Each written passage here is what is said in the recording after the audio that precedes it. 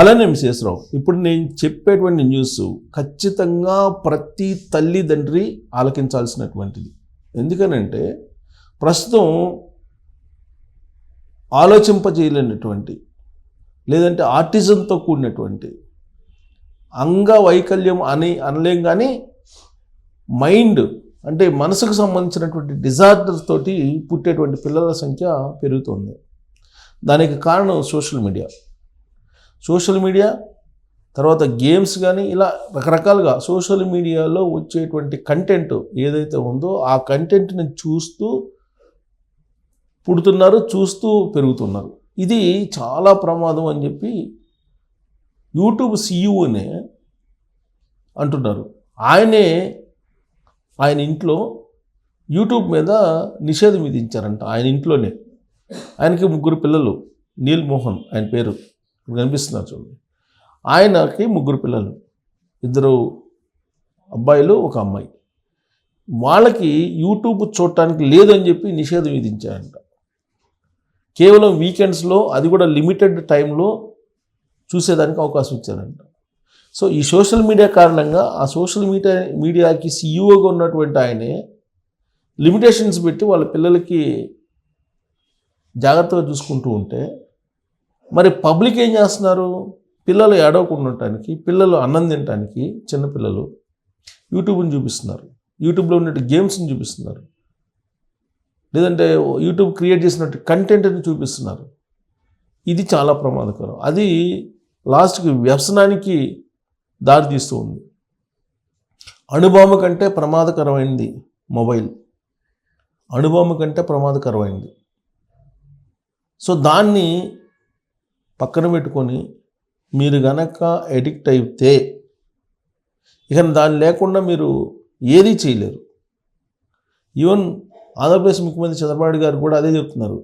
ఇవాళ భార్య లేకుండా భర్త ఉండగలుగుతున్నారు, భర్త లేకుండా భార్య ఉండగలుగుతుంది, కానీ మొబైల్ లేకుండా ఎవరు ఉండలేకపోతున్నారు అనేటువంటి విషయాన్ని ఆయన చెప్తున్నారు. ఇది సమాజానికి అత్యంత డేంజర్. ఏ అణుబాంబో, హైడ్రోజన్ బాంబు, లేదంటే ఏ మిజైల్స్, ఇవి కాదు ప్రమాదం సమాజానికి. కరెక్ట్గా సమాజానికి ఇప్పుడు బాగా ప్రమాదకరమైనది ఏంటంటే మొబైల్. ఈ మొబైల్ ఎంత ప్రమాదకరం అంటే సక్రమ మార్గంలో ఉపయోగించకపోతే అది ఆటం బాంబు కంటే ప్రమాదకరం. పిల్లలని వాళ్ళ మెదడుని పెరగకుండా చేస్తుంటుంది, పెద్దలని వ్యసనపరులుగా మార్చేస్తుంటుంది. దాంట్లో ఉండేటువంటి కంటెంట్, నెగిటివ్ కంటెంట్ ఏదైతే ఉందో అది రాక్షసుల్లాగా మారుస్తుంది మానవుల్ని.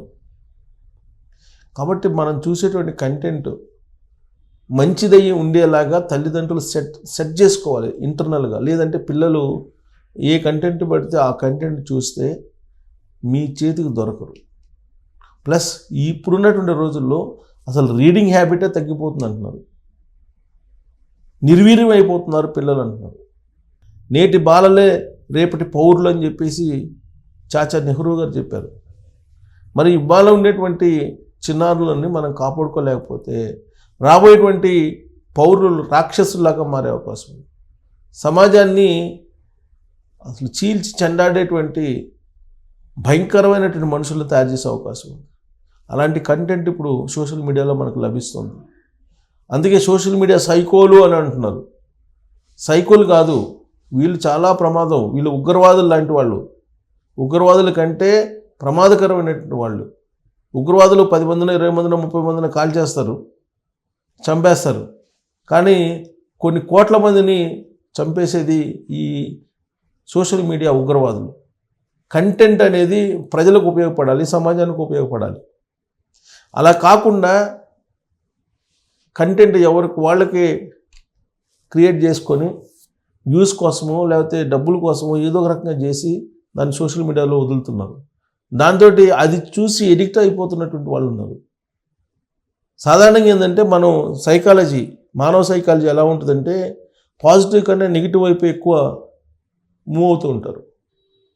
అది చిన్నప్పటి నుంచి వస్తూ ఉంటుంది. అది నువ్వు అటు మాకు అటు వెళ్ళకు, అటు వెళితే పడతావు అని చెప్పి మనం చిన్నపిల్లలు చెప్పామనుకోండి, అటే వెళ్తాడు. అది సైకాలజీ అంతే. అది ఈ నెగిటివ్కి ఉన్నంత ఆదరణ పాజిటివ్కి లేదు, పాజిటివ్కి ఉండటం లేదు. నిజానికి ఉన్నంత విలువ దానికంటే కూడా అబద్ధానికి ఎక్కువ ఉంటుంది. సో కాబట్టి అబద్ధాన్ని ఎక్కువ నమ్ముతున్నారు, నిజాన్ని నమ్మట్ల. గాసిప్స్కి ఉన్నంత క్రేజ్ ఉపయోగపడేటువంటి న్యూస్కి ఉండట్లేదు. అందుకే ఆస్ట్రేలియా ఒక నిర్ణయం తీసుకుంది. నేటి బాలలు రేపటి పౌరులుగా, మంచి పౌరులుగా ఉండాలని అంటే సోషల్ మీడియా ఉండకూడదని నిర్ణయం తీసుకొని బ్యాన్ చేసింది ఆస్ట్రేలియా. ప్రపంచంలో సోషల్ మీడియాని బ్యాన్ చేసినటువంటి కంట్రీ ఏదైనా ఉందంటే ఆస్ట్రేలియా. ముందుగా మేలుకుంది, రాబోయేటువంటి పరిణామాలు ఏంటో అది అర్థం చేసుకుంది, అందుకే బ్యాన్ చేసింది. 19 years లోపల ఉన్నటువంటి వాళ్ళు ఎవ్వరు కూడా లాగిన్ కావడానికి లేదని చెప్పి ఒక కండిషన్ పెట్టింది.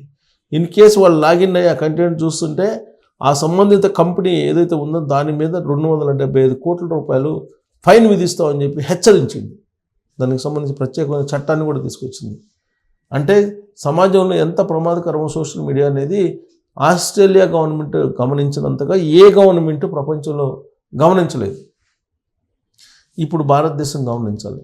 ఎందుకంటే సోషల్ మీడియాలో ఎన్ని రకాలుగా నష్టపోతూ ఉన్నారంటే చిన్నపిల్లల దగ్గర నుంచి కాటికి కాలు జాపినటువంటి పెద్దల వరకు సోషల్ మీడియా మీద ఇవాళ డిపెండ్ అయి ఉన్నారు. సోషల్ మీడియాకి బానిసలై ఉన్నారు ఒక రకంగా చెప్పాలంటే.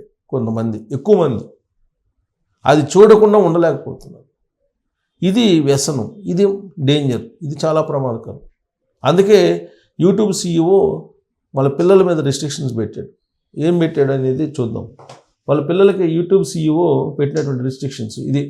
యూట్యూబ్ చూడడంపై ఇంట్లో మా పిల్లలపై ఆంక్షలు. సంస్థ యూట్యూబ్ CEOని అంటే యూట్యూబ్ యజమాని వాళ్ళ పిల్లల మీద ఆంక్షలు పెడితే మీ పిల్లల మీద మీరు ఆంక్షలు పెట్టకపోతే మీ పిల్లల భవిష్యత్తు ఏంటి ఆలోచించాలి కదా. సో ఆయన చెప్పాడు, ఆయన ఏమంటున్నాడు, పిల్లల్లో సోషల్ మీడియా వ్యసనంపై ప్రముఖ video streaming platform YouTube CEO Neal Mohan ఈ ఇంటర్వ్యూలో మాట్లాడారు. సామాజిక మాధ్యమాలను అధికంగా ఉపయోగించడం మంచిది కాదని, అందుకే తమ పిల్లలను సోషల్ మీడియాకు దూరంగా ఉంచుతామని ఆయన అన్నారు.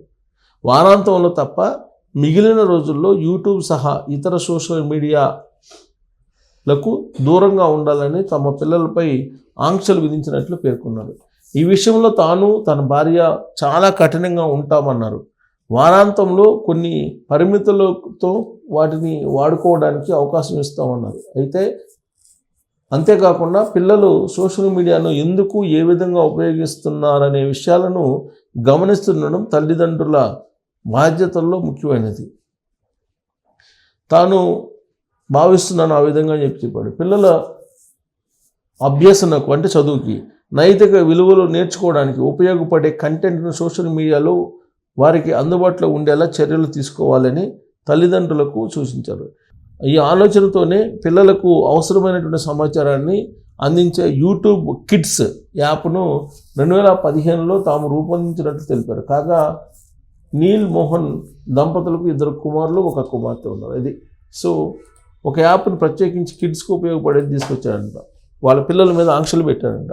సో ఆంక్షలు లేకపోతే ఎవరు వినరండి. పిల్లలకు కానీ ఎవరికైనా సరే చెడు జరుగుతున్నప్పుడు దాని మీద ఆంక్షలు పెట్టాల్సిందే. ఆంక్షలు పెట్టకపోతే దుష్పరిణామాలను భవిష్యత్తులో మనం ఫేస్ చేయాల్సి ఉంటుంది. అందుకే ముందు మేలుకొని యూట్యూబ్ CEOనే సోషల్ మీడియా మీద వాళ్ళ పిల్లలకి ఆంక్షలు పెట్టారంటే మరి మీ పిల్లలకి ఆంక్షలు అవసరమా కాదా?